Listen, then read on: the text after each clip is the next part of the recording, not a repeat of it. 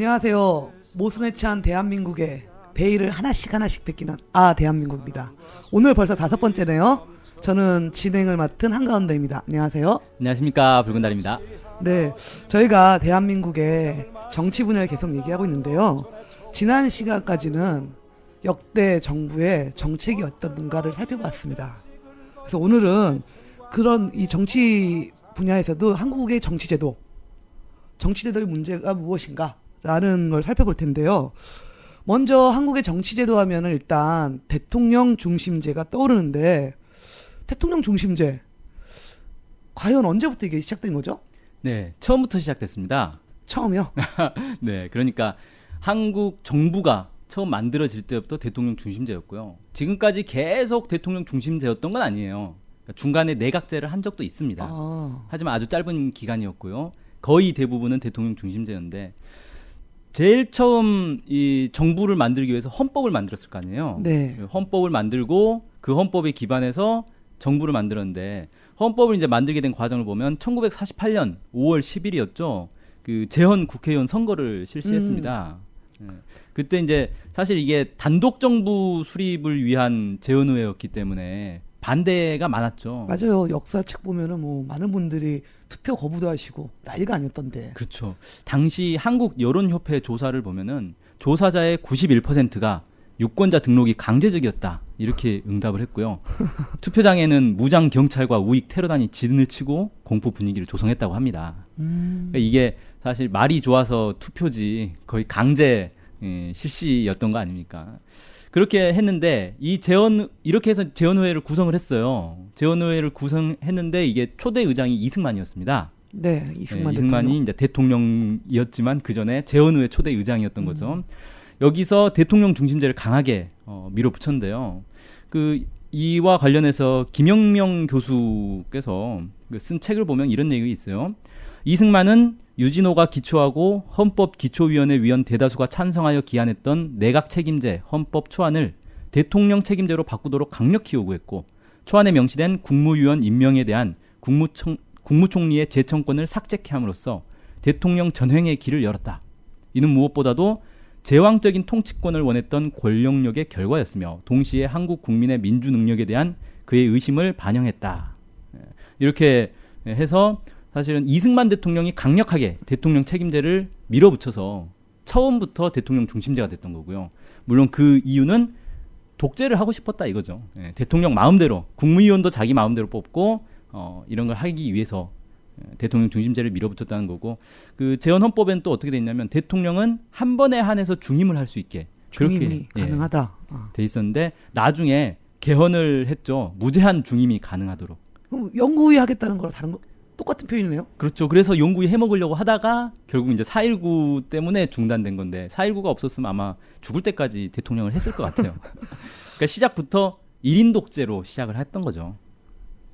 그렇군요. 근데 뭐 솔직히 대통령 중심제, 뭐 아까 잠깐 나도 뭐 내각 책임제, 대한민국이 그런 게 뭐가 옳고 그런지 잘 알 수 없었던 거잖아요. 처음이었죠. 그런 제도가. 사실은 이제 봉건 왕조에서 일제 식민지를 겪다가 다시 이제 딱 해방이 된 거라서 사실 이런 종류는 사실 처음이었다고 볼 수 있죠. 네.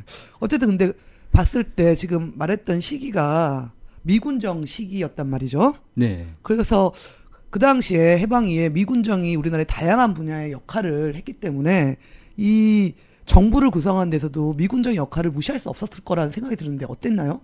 네, 그렇습니다. 사실 이 대통령 책임제든 내각제든 이 미국식 자유민주제도를 이식한 것 자체가 미군정이었다, 이렇게 볼 수 있죠. 그러니까 미국식 자유민주제도를 왜 미국이 이제 강요를 했느냐? 일단 자기들이 원하는 이 나라를 만들어 놓기 위해서 자기 뜻에 맞는, 그러니까 자기 식대로 이렇게 만들기 위한 것이었다, 이렇게 볼 수 있겠죠. 특히 이제 이 자본주의를 유지하기 위한 제도로서 이제 자유민주제도를 요구를 했던 건데, 왜 그러냐면 당시에 이제 뭐 냉전이 시작된 때는 아니었지만 해방 2차 세계대전 끝나고 나서 소련과의 경쟁 관계 있지 않습니까? 그렇죠. 그리고 이 동아시아 지역의 사회주의 분위기가 많이 일고 있었기 때문에 이걸 막기 위해서는 무조건 미국식 정치 제도를 확고히 심어놔야 된다. 이런 게 이제 미국의 요구였다. 뭐 이렇게 볼 수 있겠습니다. 그런데 이제 문제는 뭐냐면 이 미국식 정치 제도라는 게 지금 뭐 보면 다 아는 얘기지만 실질적으로는 국민들의 뜻이 반영되는 정치라기보다는 그냥 돈 많은 사람들의 정치 아닙니까? 미국 정치라는 게. 그래서 예, 미국에서 대선할 때마다 가장 관심 갖는 게 뭐냐면 월가가 누구를 지원하는가. 월가가 누굴 지원하는가. 예, 월가의 돈이 어디로 더 많이 가는가. 민주당이냐 공화당이냐. 여기에 따라서 사실 선거 결과가 다 좌지우지되는 거거든요. 다 그걸 주목하고 있어요. 국민들이 누구를 지지하느냐는 별로 중요하지 않고 여론조사 결과도 사실 대선 결과와 직결되지도 않고 결국은 이제 이 월가 돈 이런 것들을 참 중요시 본다는 거죠. 이런 정치 제도를 이제 딱 심어놨는데 이와 관련해서도 그 아까 김영명 교수께서 이런 얘기를 했어요. 법과 제도적으로는 모든 정치 세력에게 공정한 장치를 마련하였으나 실질적으로 좌익 세력들의 선거 참여는 매우 제한될 수밖에 없었다. 남조선 노동당은 공식적으로 불법화되지 않았으나 실질적으로는 지하로 숨을 수밖에 없는 상황이었고 소선거구제, 다수대표제는 소수파 정치 세력들에게는 높은 문턱일 수밖에 없었다. 이렇게 얘기하면서 실제로 이제 미 군정이 이런 선거 제도를 도입을 하면서 보여줬던 모습은 그냥 자기들 뜻에 맞는 세력들만 정치에 참여할 수 있고 나머지 이제 좌익 세력 뭐 이렇게 했는데 사실상 미군의 그 미군정을 반대하는 세력들은 다 정치에 참여를 배제시켰다는 얘기죠. 그 미 군정청 법령 55호를 보면 이런 얘기가 있어요. 정당에 관한 규칙인데 각 정당들을 군정청 공보국이 관리하도록 했습니다. 관리요? 등록이나 뭐 허가가 아니고. 예. 그래서 미 군정청이 마음대로 정당을 등록 해산할 수 있게 만들어놨어요. 해상. 예. 그러니까 미 군정이 딱 보고 자기들 마음에 드는 정당은 딱 등록시켜주고 마음에 안 드는 정당 이런 데는 등록도 안 받아주고 설사 등록이 됐어도 나중에 강제로 해산도 시킬 수 있고 이렇게 만들어 놓은 거죠. 뭐 그러면 당연히 아까 처음에 말씀하셨던 것처럼 5월 10일 날 선거할 때 우리 국민들 입장에서 보면은 자기가 원하는 정당이 없을 수도 있으니까 뭐 등록도 안 할 수 있고 그러니까 강압적인 분위기가 다양히 형성될 수밖에 없었던 것 같아요. 그렇죠. 가만히 놔뒀으면 아마 투표율이 너무 저조해가지고 뭐 하나만 한 투표가 됐을 거예요. 그러니까 강제로 시켰다 이렇게 볼 수 있겠죠. 네, 알겠습니다. 또 전화 왔네요. 아니 그럼 빨갱이들이 정부를 차지하게 놔뒀어야 한다는 거예요? 그때 미군정이 민주주의 한다고 모두에게 기회를 줬으면 빨갱이들 거짓말에 속아 넘어간 멍청한 국민들이 다 빨갱이들 찍었을 거 아니에요? 이런 얘기 많이 말씀하세요. 45년 해방, 뭐 48년 이렇게 할 때 워낙 우리나라가 좌우 대립 심해가지고 이런 문제 막 얘기하시거든요. 그렇죠. 뭐 아까도 이제 그 미 군정에서 좌익 세력들 정치 참여를 뭐 못하게 막았다 뭐 이런 얘기를 하면 그거 좋은 거 아니냐, 잘한 것 아니냐 이렇게 이제 얘기하시는 분들도 있어요. 그런데 사실 잘 생각을 해보면 과연 우리 국민들이 민주주의를 할 수 없을 만큼 이 미개한 상황이었던가. 그래서 미국이 시키는 대로 하는 게 옳은 거였던가. 이걸 생각해 볼 필요가 있는데요. 저는 이제 몇 가지 사례를 좀 들어보겠습니다. 그 여운형 선생 다 아실 거예요. 네. 여운형 선생이 1944년 8월 달에 건국동맹이라는 비밀 독립운동단체를 만듭니다. 이 건국동맹은 이름부터가 건국. 나라를 그러니까, 세운다. 예, 해방을 준비하고 있었던 거예요. 이때 이미. 그래서 실제로 1년이 지나서 1945년 8월 15일이 되니까 그때 그 조선 총독부의 정무총감이 엔도 류사쿠인데 이 사람이 여운형 선생을 만나자고 해요. 네. 그래서 이 치안권, 행정권을 여운형 선생한테 이양을 하겠다. 이렇게 제안을 합니다. 이양을 하는 대신 일본인들의 안전을 보장해라. 우리 일본으로 갈 건데 그 사이에 안전을 보장하라. 이렇게 요구를 해요. 그러니까 이 정권을 넘겨주는 거죠. 그렇죠. 예, 그때 여운형 선생이 이제 몇 가지 조건을 제시를 합니다. 첫째, 이 정치범, 경제범을 즉시 석방할 것. 8, 9, 10월 3개월간의 식량을 확보할 것. 치안 유지와 건국 운동을 위한 정치 활동에 절대 간섭하지 말 것. 학생과 청년을 훈련 조직하는데 간섭하지 말 것. 노동자, 농민을 건국 사업에 조직 동원하는데 간섭하지 말 것. 그러니까 쉽게 말해서 이제 우리가 알아서 다 할 거니까 너넨 간섭하지 마라. 그리고 기본적으로 그동안 이렇게 붙잡아놨던 정치범, 경제범들 석방하고 식량도 확보해놔라. 이걸 이제 조건을 제시했다는 거죠. 그리고 그날 밤에 바로 건국준비위원회를 발족을 합니다. 건국준비위원회가 해방 전에 하루 전날. 아니죠. 당일날 8월 15일. 네, 이렇게 그 역사 문헌에 따라서 약간씩 좀 달라요. 전날 있었다라는 얘기도 있습니다. 근데 뭐 공식적으로는 뭐 당일날 뭐 밤에 발족을 했다 뭐 이렇게 얘기를 하는데 어쨌든 건국준비위원회가 이제 발족이 되고 이 조직이 사실 광복 이후에 이 한국 사회의 최초의 자치기구였다. 자치기구였고 정부의 모태가 됐다. 이 의미를 좀 둘 수가 있겠죠. 그리고 나중에 이 건준이 그대로 조선인민공화국으로 정부가 됩니다. 네.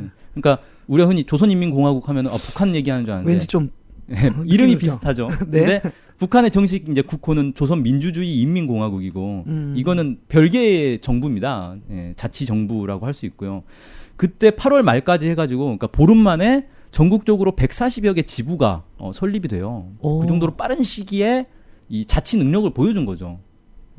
그리고 이 건국준비위원회가 이 나중에 이제 조선인민공화국으로 바뀌면서 인민위원회가 인민위원회로 지부들이 다 바뀝니다. 이름들이. 그래서 이 인민위원회를 통해서 실제로 치안도 유지를 하고 모든 활동들을 다 합니다. 그러니까 정부가 있었던 거나 마찬가지예요. 그렇네요. 당시 지역 같은 경우는 뭐 이 인민위원회에서 지방마다 수백 개 기관들을 만들고 거기에 이제 뭐 좌우익 사상을 막론하고 다양한 사람들이 다 거기에 들어가 가지고 선전, 치안, 행정, 식량 배급, 교육 이런 것들을 다 자체로 했습니다. 그러니까 사실은 미국이 뭐 미군정하고 뭐 선거제도 도입하고 뭐 이렇게 안 해도 자동으로 알아서 다 하고 있었던 거예요. 이미 있었던 걸 그대로 잘 도와주면 될 것을. 예, 그렇죠. 근데 문제는 이렇게 하는데 미 군정에서 이 38선 이남의 유일한 합법적 정부는 미 군정이다. 따라서 너네는 이 불법이다. 해산해라. 이렇게 해가지고 결국 어떻게 됩니까? 강제로 12월 12일자로 이 불법 1945년 12월 12일. 그러니까 반년 만에 불법으로 딱 규정 짓고 강제로 해산시켜 버리죠. 그 해산 과정도 아주 심각했을 텐데. 그렇죠. 이게 자연스럽게 해산했겠습니까? 쉽게 말해서 이런 거잖아요. 우리가 이제 와 우리 정부 만들었다라고 했는데 갑자기 외국인이 와가지고 너네는 불법이다 해산해. 그러니까 아니 우리나라에서 우리가 우리 정부를 만들었는데 왜 너네가 해산하라 그러느냐. 당연히 해산 안 하겠죠. 그래서 무력으로 탄압을 해서 결국 뭐 핵심 인사들은 다 검거되고 이렇게 해서 이제 무력으로 다 진압이 되는. 그러니까 사실 뭐 미국이 우리를 정부를 만들어줬다. 정부 경험이 없는 우리를 도와줘서 정부를 만들어줬다. 이게 아니라 우리는 알아서 정부를 만들어놨는데 그걸 미국이 강제로 깨고 자기들식의 정부를 세운 거다. 이렇게 보는 게 맞죠. 네. 그래서 결국 우리는 어쨌든 해방 이후에 우리 국민 스스로 자치 능력이 있었고 뭐 그런 게 쭉 됐으면 뭐 선거 결과에 많은 어려움도 없이 갔을 텐데 어찌되었건 그런 과정에서 미군적인 개입이 있었어요. 네. 결국 그 과정을 보니까 미국이 자신들한테 유리한 한국의 정치제도를 만들었다라고 볼 수밖에 없는데 그렇게 해서 만들어진 이 정치제도에는 우리하고 좀 우리가 원하던 방식이 아니었을까 좀 문제점이 많았을 것 같아요. 그렇죠. 예, 문제가 많은데 저는 크게 이제 세 가지를 좀 꼽고 싶어요. 예, 첫 번째로는 이게 한국인들이 다수가 원하는 정치제도가 아니었다라는 겁니다. 그러니까 일단 보면은 그 처음에 이제 제가 말씀드린 것처럼 미국은 가장 관심이 있었던 게 사회주의 분위기를 어떻게 막을 것이냐 여기에만 관심이 있었던 거예요. 그러니까 반공 정책을 펼칠 수 있는 정치제도 여기에만 관심이 있었지 실제 한국인들이 뭘 바라는가 여기엔 관심이 없었다는 거죠. 1946년 5월 달에 그러니까 미 군정 시기였죠. 이때 미 군정이 직접 실시한 여론조사가 있었는데 자본주의를 선호한 국민은 14%에 불과했다 그래요. 그리고 사회주의를 선호한 이가 70%에 달했다고 합니다. 특이하죠. 그렇죠. 우리는 전혀 상상할 수 없는 건데 여기서 이제 제가 자본주의와 사회주의로 이렇게 딱 나눠서 말씀을 드렸지만 실제로 그때 뭐 자본주의가 뭔지 사회주의가 뭔지에 대해서 정확하게 국민들이 정확히 개념이나 이런 거보다는 예. 그런 건 좀 어렵지 않았을까 싶은데. 그렇죠. 사실 지금도 길 가는 사람 붙들고 자본주의와 사회주의가 어떻게 다르냐라고 얘기하면 정확하게 이론적으로 설명할 수 있는 사람은 많지는 않습니다. 예. 그런데 이때 이제 그 분위기 자체는 뭐냐면 이 미국식 정치 제도를 선택할 것이냐 아니면 우리 독자적인 정치 제도를 선택할 것이냐 이런 분위기로 아마 이해를 하지 않았겠는가 이렇게 좀 이제 생각이 되고요. 어쨌든 이 결과만 놓고 봐도 당시의 한국 국민들은 미국식 정치 제도는 원하지 않았다는 거잖아요. 그런데 그냥 미국은 그와 관계없이 미국식 정치 제도를 집어넣었다는 거고요. 그러다 보니까 이제 두 번째 문제점으로는 실제로는 친미 세력들에게만 정치 참여 기회가 주어졌다는 겁니다. 음. 그러니까 이미 인민위원회가 있었는데 인민위원회는 무력화시켜버리고 그러면 많은 사람들이 우리 정부가 있는데 이걸 무력화시키고 미군정이 자기들 마음대로 하네? 그럼 미군정이 실시하는 그런 정치에 참여하고 싶겠습니까? 싫죠. 당연히 미국은 우리의 적이다 이렇게 인식을 해버리지 않겠어요. 그러니까 결국은 그 정부 구성할 때 김구 선생 같은 경우도 대통령 선거에 참여를 안 해버리지 않았습니까? 그런 것처럼 이제 특정 세력, 그러니까 쉽게 말해서 미국에게 친한 세력, 친미 세력들만 정치에 참여할 수 있었고 나머지 대다수는 정치에 참여를 할 수도 없었고 하려고도 하지 않는 그런 상황이 됐다라는 거고요. 세 번째로는 이 대통령 중심제가 결국 독재의 길을 열었다.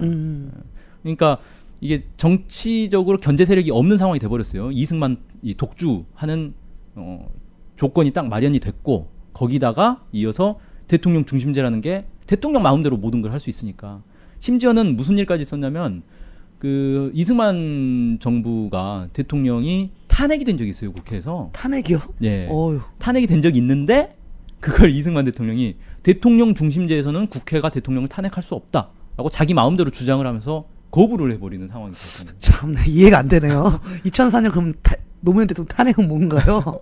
그러니까 완전히 대통령 중심제라는 거를 대통령 독재 사회로 그냥 인식하고 실제로 그렇게 나갔던 거죠. 그런 문제, 이런 세 가지 문제가 있었다. 이렇게 좀 정리를 해보겠습니다. 네. 그래서 대통령 중심제 어쨌든 그래서 초대 대통령과 몇 번에 걸친 이승만 대통령이었어요. 그래서 처음 해보는 거니까 뭐 그렇다 칩시다. 그렇게 치는데 어찌되었건 이승만 정권이 우리 혁명, 우리 4.19 혁명에 네. 의해서 무너지고 그 위에 뭐 새롭게 민주주의가 싹 틀 줄 알았지만 다시 5.16 군사 쿠데타 이후로 한 몇십 년간 군사 정권이었단 말이죠. 네. 군사 독재가 이어지면서 지난번에 뭐 정당 이야기할 때는 잠깐 나왔었는데 이 군사 독재 시기에는 솔직히 의회가 제대로 된 기능을 할 수 없었던 것 같아요. 지난번 정당 역사를 살펴봐서도 그렇고. 그래서 이런 조건에서 이제 그 군사 독재 시기에는 이런 뭐 대통령이 뭐 정권을 이룬다 이런 게 별 의미가 없었지 않았을까 싶은데. 그렇죠. 네, 이제 한 두 가지 정도 좀 특징을 살펴볼 수가 있는데 첫 번째는 국민들의 정치 참여가 철저히 통제됐다는 거죠.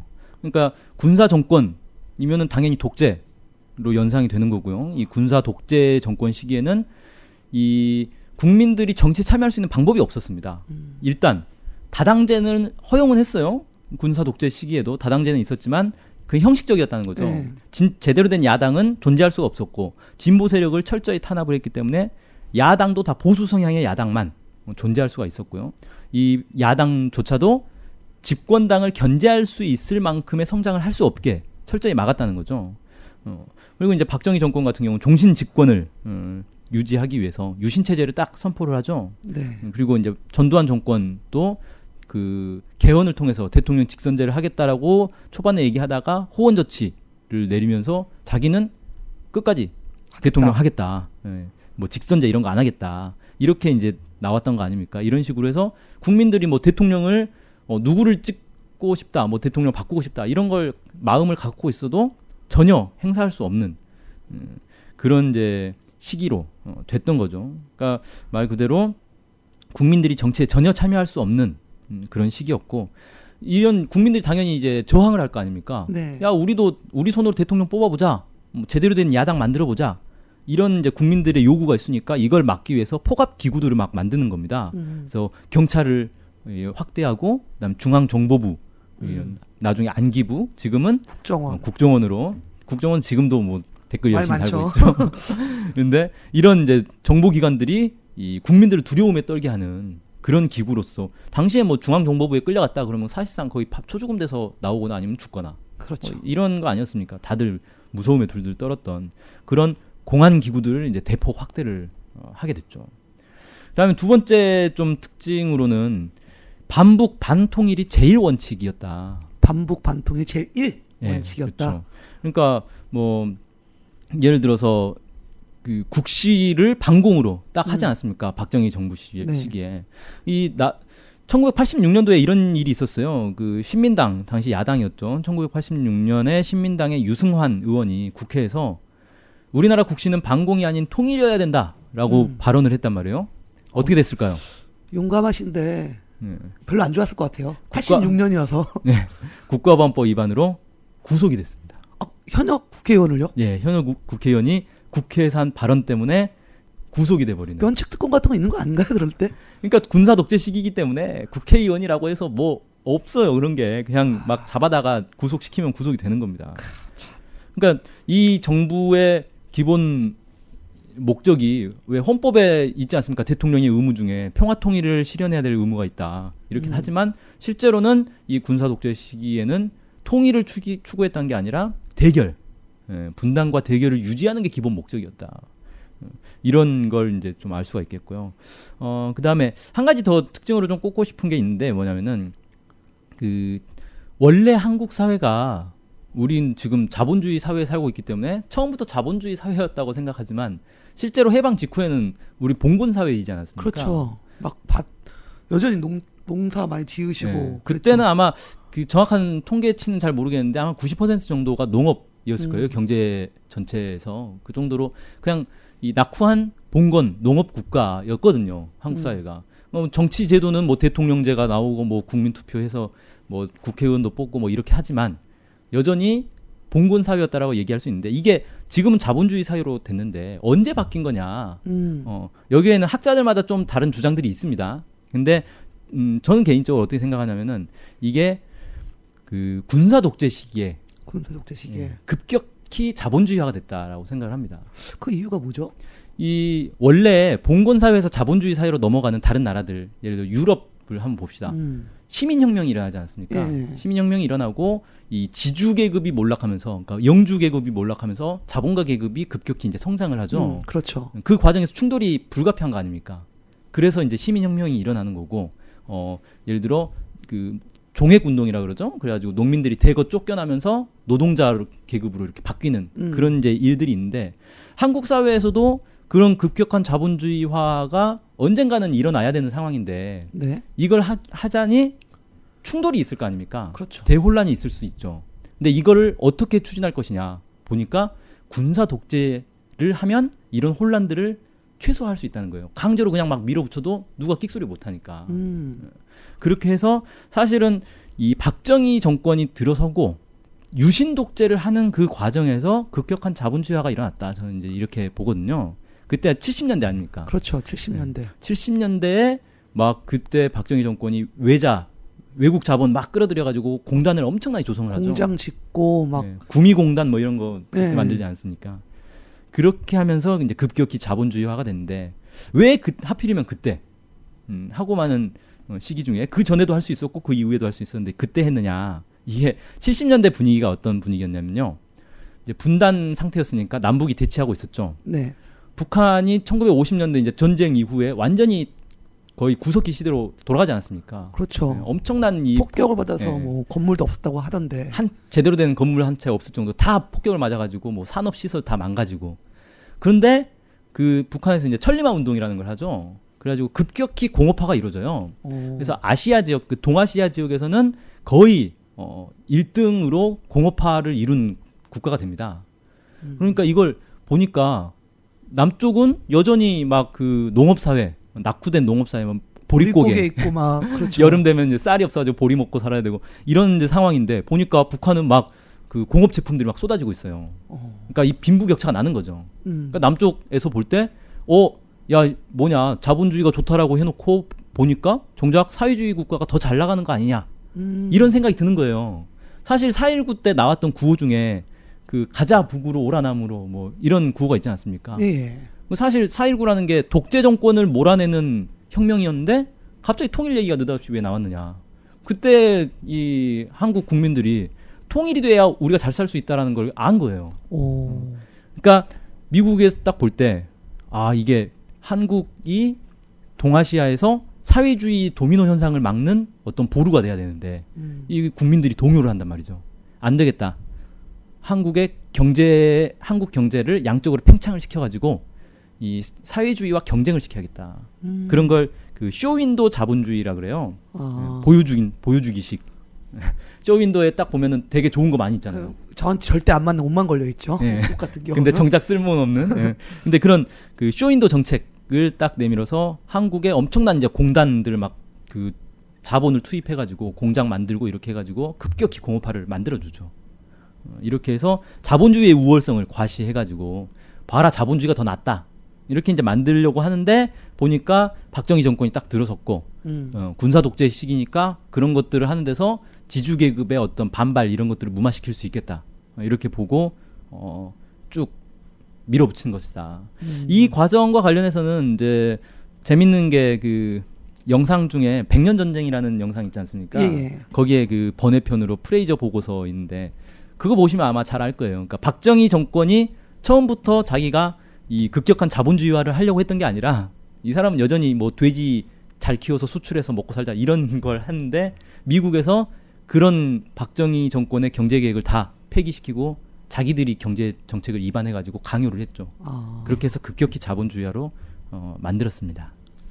네. 그런 이제 특징들이 있었다. 뭐 이렇게 얘기를 드리겠습니다. 그렇게 보면 결국 자본주의, 우리 사회 자본주의도 미국부터 이식된 거다. 그렇죠. 우리 뭐 그러니까 아까 말씀하신 것처럼 유럽은 자체 뭐 시민혁명을 통해서 자생적으로 했다라면 뭐 우리나라의 자본주의는 미국부터 이식된. 네. 약간 좀 기형적이죠. 안 맞는 것 같아요 몸에. 네. 어쨌든 근데 군사 독재 시기에 그런 정치 제도의 특징이 있었고 거기서 이제 한국 사회 우리 사회가 봉건주의 사회에서 약간 자본주의 사회로 바뀌는 것까지 말씀해 주셨는데 어쨌든 우리나라의 정치 제도 이야기하면 87년 6월 항쟁을 빼놓고 얘기할 수가 없습니다. 그렇죠.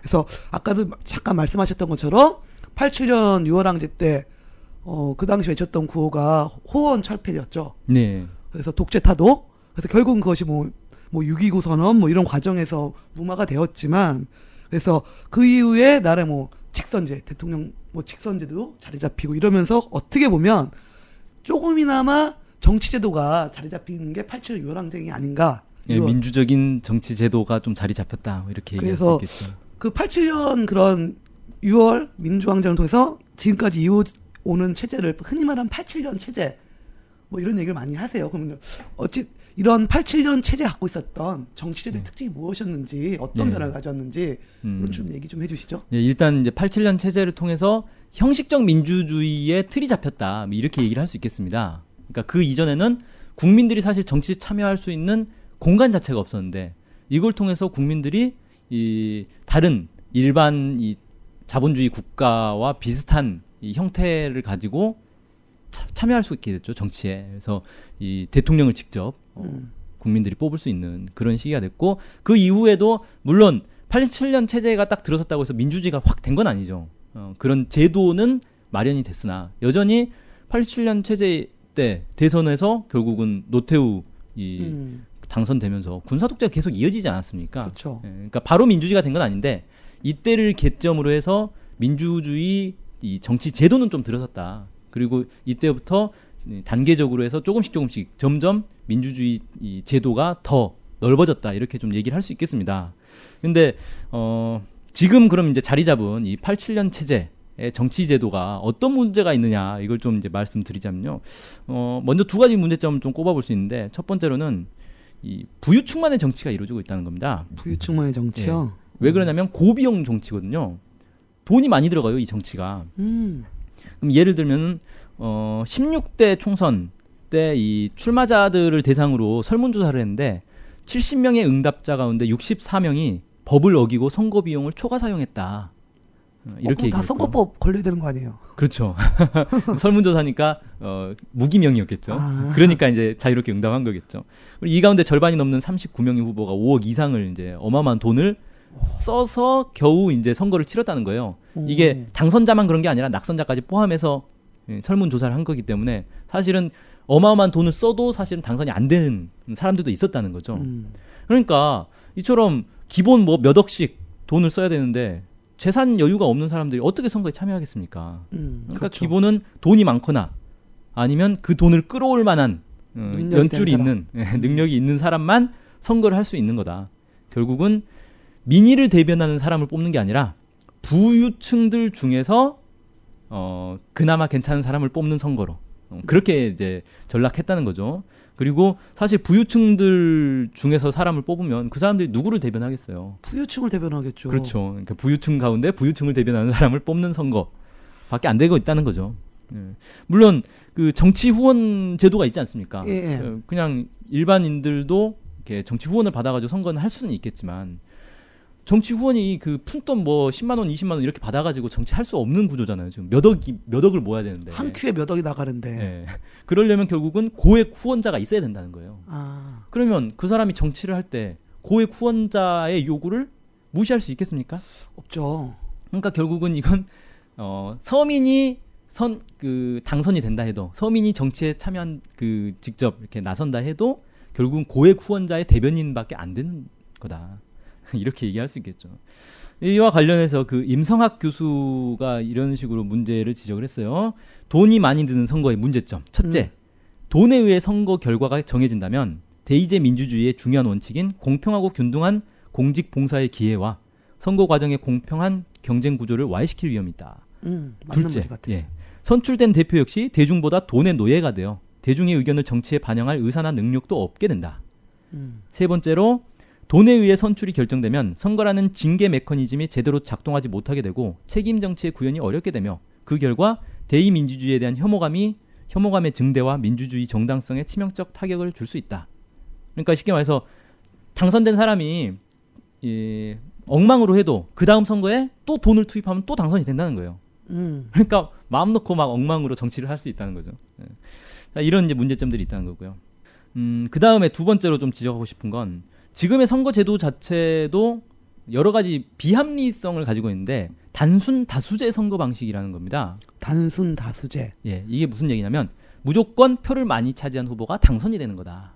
뭐 그 어떻게 보면 좀 맞는 말 같잖아요. 당연한 거죠. 그럼 네. 표를 적게 차지한 후보가 당선이 되는 거다. 안 되잖아요. 예. 그런데 이 문제가 뭐냐면은 이 방식이 왜 만들어졌는지부터 찾아보면 처음부터 이 방식이었어요. 단순 다수제 방식. 처음 정부를 만들 때부터. 그러니까 이건 대통령 중심제하고 똑같이. 그럼 이게 누가 이런 제도를 요구를 했겠느냐? 당시 이제 선거법 제정을 주도했던 게 한민당인데 한국민주당. 네. 한민당이 이제 쉽게 말해서 내가 제일 지지가 높으니까 무조건 1등만 당선되는 걸로 하자. 무조건 그러면 1등만. 예, 그러면 가장 지지율이 높은 우리가 싹쓸이 할 수 있다. 근데 이렇게 하면 어떤 문제가 발생하냐면요. 예를 들어 지지율이 50%인 정당이 있고 30%인 정당이 있다고 생각해 봅시다. 네. 국회의원 선거를 했어요. 그러면 지지율이 50%인 정당의 후보들은 모든 지역에서 다 50%를 얻으면 모두 당선이 되는 거예요. 네. 그러니까 100명의 국회의원을 뽑는데 100명 다 그 지지율 50% 정당이 다 차지하는 거죠. 상식적으로 볼 때 지지율 50%면 50명만 당선이 되고 나머지는 다른 정당들이 당선되는 게 합리적일 것 같은데 무조건 1등만 뽑기 때문에 승자 독식 제도라고 그러죠. 무조건 1등만 뽑으니까 100명 다 이 정당이 다 독차지할 수 있다는 거죠.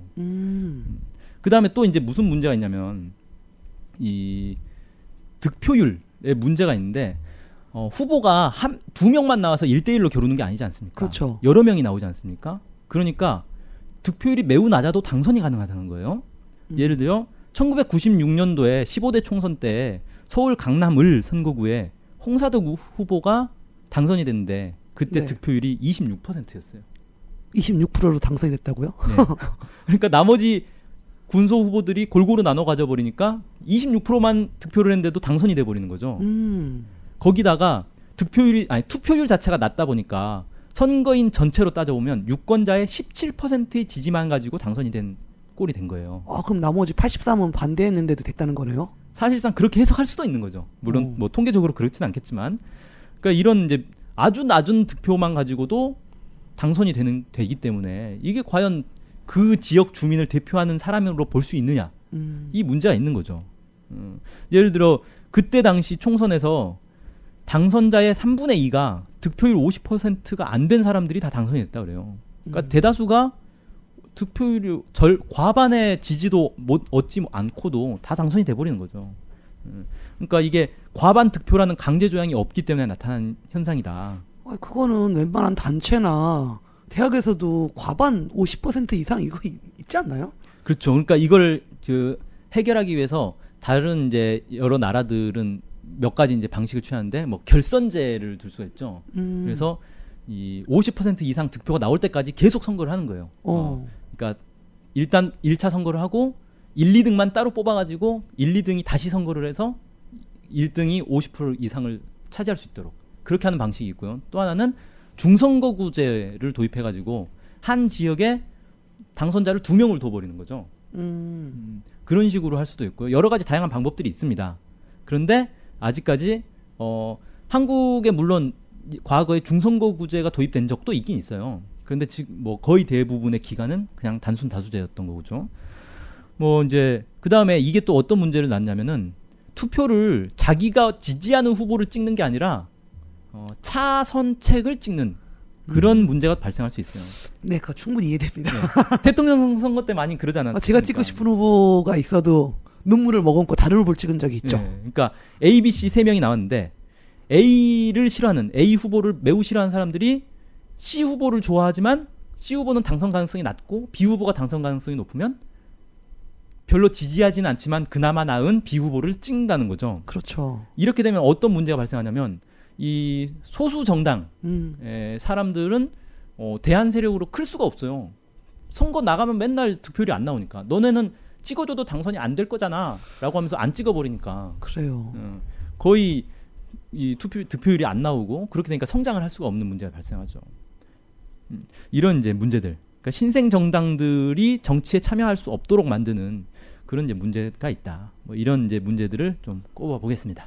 네, 그 말씀 들으니까 지난번에 저희가 얘기했던 한국의 정당 역사 얘기하면서 진보 정당이 참 어려운 조건이 있다. 그렇죠. 이 얘기를 다 진보 정당은 다 해당돼요. 네, 모든 진보 정당이 다 제 주변 진보 정당 활동하시는 분들이 많은데 돈이 없어서 선거 나가도 맨날 빚지고 전셋집에서 월세집으로 옮겨가고. 그렇죠. 근데 선거 끝나면 선거 비용 보존을 받아요. 근데 그것도 득표율이 얼마 이상 돼야지. 그렇죠. 결국은 지금은 큰 정당한테만 간다든지. 그리고 인물이 좋아도 넌 인물은 좋은데 니네 정당은 지금 아닌 것 같아. 네, 당선 어차피 안 될 거잖아. 그러니까 이런 얘기를 많이 듣는다는 거예요. 그래서 이 제도 자체가 어찌되었건 이런 진보 정당 혹은 소수 정당한테 상당히 불리하다. 그래서 여기서 볼 거는 87년 체제가 어찌되었건 우리 국민들이 원하던 민주주의의 꽃이라고 표현되는 선거나 이런 데서의 일정의 성과를 가져왔지만 또 그에 반면에 한계가 있는 것 같다. 그래서 선거만 한다고 다 민주주의는 될 수 없다. 왜냐하면 요즘 선거에도 바뀌는 게 없으니까. 그렇죠. 뭐 선거 자체도 아예 뭐 부정으로 저지르는데 뭐 그런 문제도 있고요, 사실. 그래서 이제 87년 체제가 우리 사회 민주주의에 일정한 성과를 가져왔고 커다란 의미가 있지만 이것 말고도 갖고 있는 문제점이 한국 정치자들 문제점이 좀 있지 않을까 싶은데요. 어떤가요? 예, 두 가지만 더 얘기를 좀 드릴게요. 정치 참여라는 게 꼭 선거만으로 참여하는 건 아니기 때문에 이 실제로 국민들이 정치에 활발히 참여할 수 있게 보장해 주는 게 중요합니다. 이 여기서 말하는 정치 참여라는 건 선거뿐만 아니라 일상적으로 정치 사안에 대해서 의견을 내고 자신의 권리를 행사할 수 있어야 되는데 이게 근본적으로 제약을 받고 있어요. 왜 근본적으로 제약을 받고 있느냐? 법 제도에서 충분한 자유로운 정치 참여를 가로막고 있습니다. 대표적인 게 바로 국가보안법이죠. 그러니까 국가보안법은 뭡니까? 북한을 반국가단체로 딱 규정해 놓고 북한의 입장과 같으면 같지 않고 비슷하기만 해도 이게 불법으로 규정을 해버릴 수 있는 거예요. 그러니까 정치 사상의 자유, 표현의 자유가 근본적으로 제약을 받는 거죠. 그러면 아니 북한하고 다르면 되는 거 아니냐 이렇게 이해하실 분이 있는데 예를 들어 봅시다. 과거에 이명박 정부 시기에 이명박 정부에 반대를 한단 말이에요. 네. 뭐 여러 가지 이제 이명박 정부의 정책을 비판하면서 반대를 해요. 근데 북한에서도 이명박 정부의 정책들을 비판을 하거든요. 네. 그러니까 북한하고 똑같은 주장을 하는 꼴이 된단 말이에요. 그러니까 탄압을 받는 거예요. 그래서 이명박 정부 시기에 사실 이명박 정부의 정책을 비판했는데 북한하고 똑같다는 이유로 국가보안법으로 이 탄압받는 사람들이 엄청나게 많았어요. 이런 문제가 발생한다는 거죠. 그러니까 네. 나는 이명박 정부가 싫어서 비판했더니 국가보안법 느닷없이 이적행위 북한을 동조했다 이렇게 해가지고 끌려가는 황당한 일이. 없는 일이죠. 이렇게 되다 보니까 정치인들이 어떻게 되냐면요, 말을 할 때 가장 먼저 뭘 살피냐, 내가 정당한 주장을 하는가를 살피는 게 아니라 내가 하는 주장을 혹시 북한에서도 했나? 그걸 살펴보고 북한에서 했으면 표현을 바꾸거나 주장을 바꾸거나 이렇게 해요. 아니면 말을 안 해보거나. 실제로 신경을 안 쓸 수가 없습니다. 왜냐하면 특히 요즘 같은 분위기에서 말 자칫 잘못하면 뭐 종북 세력이다, 빨갱이다 바로 날라오지 않습니까? 그렇죠. 신상 다 털리고 요즘. 네. 언론에서 막 대대적으로 때려버리거든요. 저 사람이 저런 발언했는데 뭐 몇 날 며칠 노동신문에 실린 표현과 비슷하더라. 뭐 이래버리면 다 그냥 매장 당하는 거거든요. 그러니까 정치인들이 말을 함부로 할 수 없는 이런 상황이 이제 돼버렸다는 거죠. 그러니까 쉽게 말해서 뭐 미국에 대해서 좀 비판적인 목소리를 내거나 정부에 대해서 비판적인 목소리를 내거나 아니면 통일을 주장하거나 심지어는 뭐 전쟁을 반대하는 것까지도 북한을 지지한 북한하고 주장이 똑같다. 이런 식으로 돼버리니까 정치 참여의 가장 초보적인 게 정치에 대한 입장을 내는 거잖아요. 그렇죠. 예. 나는 이렇게 생각한다. 저건 좋다고 생각한다. 나쁘다고 생각한다. 말을 할 수 있어야 되는데 무서워서 말을 할 수 없게 만드는. 심지어는 그 이명박 정부 시기에는 뭐 이런 일도 있었죠. 북한에 대해서 좀 비판적인 네. 그런 발언을 했는데도 불구하고 북한의 주장을 인용하면서 북한이 이런 말을 했는데 말도 안 된다라고 했더니 북한의 주장을 인용했다는 이유로 국가보안법으로 처벌받는 사람도 있었어요. 이거 뭐 어쩌라는. 그러니까 북한의 북자만 꺼내도 이게 잡혀가는 북한이 좋다 나쁘다라는 말하기 전에 북한 하니까 바로 끌려가는 거죠. 북한 존재를 인정하지 말아야 되는군요. 그럼 네. 지금 사회는. 아예 그냥 북한이라는 나라는 지구상에 없다고 생각하고 살아야 되는 거예요. 이런 황당한 일인 거죠. 그래서 이런 국민들이 자유로운 정치 참여 자체를 아예 생각조차 못하게 만들어버리는 법이 있다는 거고요. 국가보안법뿐만 아니라 선거법도 문제예요. 선거법 규정이 되게 모호하기 때문에 선관위에서 자의적으로 해석할 수 있는 여지가 정말 많고요. 네. 그 다음에 심지어는 선관위에서 유권 해석을 했는데 사법부에서는 또 다르게 해석을 해가지고 선관위에서 괜찮다고 해서 했더니 사법부에서 불법 선거다 해가지고 기소가 되는 처벌을 받는 그런 사례들도 있다는 거죠. 참, 선거법이 그러면 안 되잖아요. 예, 그렇죠. 그러니까 결국은 선관위가 누구 편이냐에 따라서 완전히 좌지우지 되는데 선관위는 중립을 지켜야 되잖아요. 중립을 당연히 지켜야죠. 예. 그런데 지금까지의 모습을 보면 사실 선관위가 여당에 더 가까운 현 정부에 더 이렇게 편향적인 그런 판단들을 많이 해왔다는 거예요. 아 맞다. 갑자기 그러니까 떠오르네요. 그게 작년인가 재작년에 선거 투표 장소가 바뀌었는데 디도스 사건. 그런 거 있잖아요. 막 그래서 난리가 났었잖아요. 네. 왜 정보를 그렇게 중요한 정보를 뭐 미리 안 알려줬냐, 뭐 선관위 뭐 공격당했다라고 하는데 제가 보기에는 약간 좀 그게 의심스러운. 그게 그러니까 선관위 홈페이지가 디도스로 공격당한 게 중요한 게 아니라 선관위가 투표 장소를 마음대로 뒤섞어 버렸잖아요. 그죠. 막 이상한 데가 있고 막. 근데 뒤섞어 놓고 홈페이지에 그걸 공개했는데 디도스로 공격을 받아가지고 홈페이지가 열람이 안 되니까 투표장을 확인할 수 없는. 그러니까 사실은 근본적으로는 투표 장소를 뒤섞어 놓은 게 문제인 거죠. 그렇죠. 안 그랬으면 사람들이 굳이 홈페이지 안 가도 됐잖아. 그렇죠. 디도스 공격할 이유도 없는 거고. 그럼 도대체 선관위가 왜 그런 이상한 짓을 했느냐. 여기에 대해서 이제 의문점이 많은데 결국은 결과적으로는 여당에게 유리한 상황이 됐잖아요. 그래서 사실 이제 선관위가 중립을 잘 지키면 되는 문제다라고 볼 수도 있지만 근본적으로는 선거법 자체를 누가 봐도 이거는 선거법 위반이다. 이건 아니다라고 판단할 수 있게 해줘야 되는 거 아닙니까? 네. 법이라는 게 그래서 필요한 거 아니에요. 근데 모든 거를 지금도 저 정당에서 일하는 사람들 선거 때만 되면 선관위에 계속 전화합니다. 이건 해도 되나요? 저건 하면 안 되나요? 물어볼 수밖에 없어요. 근데 물어보고 나서도 불안해요. 이게 선관위에선 된다고 했는데 나중에 기소돼가지고 사법부 갔는데 아니다라고 판결을 받을 경우가 있으니까 이런 이제 문제들이 있다. 그래서 결국은 거대 정치 세력들, 거대 정당들만 살아남고 소수 정당들은 뭐 조금만 잘못해도 바로 기소돼가지고 이 선거에서 막 탄압을 받는 그런 일들이 비일비재하기 때문에 참 어렵죠. 그리고 이제 문제는 시민사회 단체들 같은 경우는 아예 선거에 뭐 개입을 할 수가 없어요. 선거법 때문에. 그러니까 국민들이 선거에서 자유로운 목소리를 내야 되는데 정당만 선거 활동을 할 수 있고 국민들은 하면 안 된다는 거잖아요. 그러다 보니까 이 참 문제다. 이런 이제 법 제도적인 문제가 여전히 남아 있다. 이렇게 좀 얘기하고 싶고요. 네. 87년 체제가 우리 사회에 많은 변화를 가져왔지만 국민들의 근본적 이런 정치 참여라든가 이런 데 있어서는 아직까지 불합리한 체제, 네. 부족한 많은 체제인 것 같아요. 네. 네. 그 한 가지 더 말씀드리면은 그 국민 소환제라는 게 있는데 네네. 한국 사회에 국민 소환제가 아직 제대로 이 정착이 되지 않은 것도 저는 문제라고 생각합니다. 이게 그러니까 선거를 통해서 사람을 뽑는 걸로 끝나는 게 아니라 책임을 져야죠. 예. 우리가.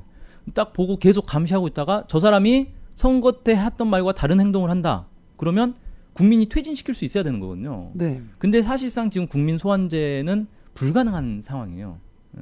물론 제도 자체는 있는데 있죠. 이걸 실질적으로 국민들이 직접 소환할 수 있느냐라고 볼 때 거의 불가능한 상황이거든요. 뭐 예를 들어서 유권자의 3분의 1 이상의 투표가 있어야만 돼요. 근데 문제는 당선될 때는 그런 규정이 없거든요. 당선은 한 명이 투표해도 당선이 된단 말이에요. 그렇죠. 근데 소환할 때는 3분의 1 이상이 투표를 해야 된다. 게다가 찬성도 과반수 찬성해야 한다. 투표율은 뭐 30%로도 당선이 되는데 1등만 하면 당선이 되는데 이거는 과반수가 소환에 찬성을 해야 소환이 되는 거니까 훨씬 까다롭다는 거죠. 그러니까 사실 한 번 당선되면 누가 나를 소환해? 아무도 소환 못해. 이런 생각을 딱 갖게 되는 거죠. 게다가 이 소환 제도 자체도 지방자치단체장과 지방의회 의원만 있어요. 가능하다. 예, 국회의원이나 대통령 같은 경우는 국민이 직접 할 수 있는 게 아무것도 없습니다. 이런 이제 문제가 있다.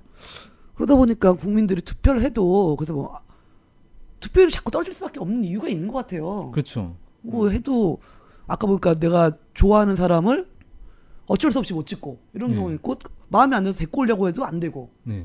참 그래서 우리는 뭐 투표율 얘기하는데 뭐 투표 안 하시는 분들도 뭐 정당한 권리라고 하지만은 제도 이 자체가 투표율이나 국민 적극적으로 참여할 수 있는 한계가 있지 않은가 싶습니다. 아 투표율 말씀하셔가지고 한 가지만 더 말씀드리면 예. 투표 용지에 보면 자기가 찍고 싶은 사람이 없을 수가 있잖아요. 네. 그러면 그런 자신의 의사를 표현할 수 있는 방법이 없어요. 안 찍고 나오면 보통 안 찍은 사람도 있잖아요. 그러니까 기권란이 있어야 되는데 아. 기권란에다 도장을 딱 찍어가지고 난 도저히 후보자들 아무도 마음에 안 든다. 이런 의사 표현을 할 수 있는 방법이 없다는 거죠. 그러니까 안 찍으려고 굳이 가서 그 귀찮게 뭐하러 갑니까? 그러니까 보통 사람들이 찍을 사람도 없는데 투표 뭐하러 해? 그리고 투표를 안 해버린다는 거예요. 왜냐하면 찍을 사람이 없다라는 의사 표현은 할 수 있는 방법이 없으니까. 무효표로 되는군요. 보통 그렇게 되면 진짜 네. 생각해 보니까. 네. 그래서 투표율이 낮다라고 뭐라고 하는데 무조건 투표해야 된다라고 하는데 투표를 할 때 찍을 사람이 없으면 찍을 사람 없다라는 것도 찍을 수 있게 해야 된다. 그것이 사실 이 상식적인 거 아니냐. 뭐 이렇게 해도 좀 얘기를 해볼 수 있겠네요. 네, 뭐 저희가 87년 체제 얘기해서 여러 가지 한국 사회 정치제도 뭐 투표에까지 많이 좀 이야기했는데요. 네.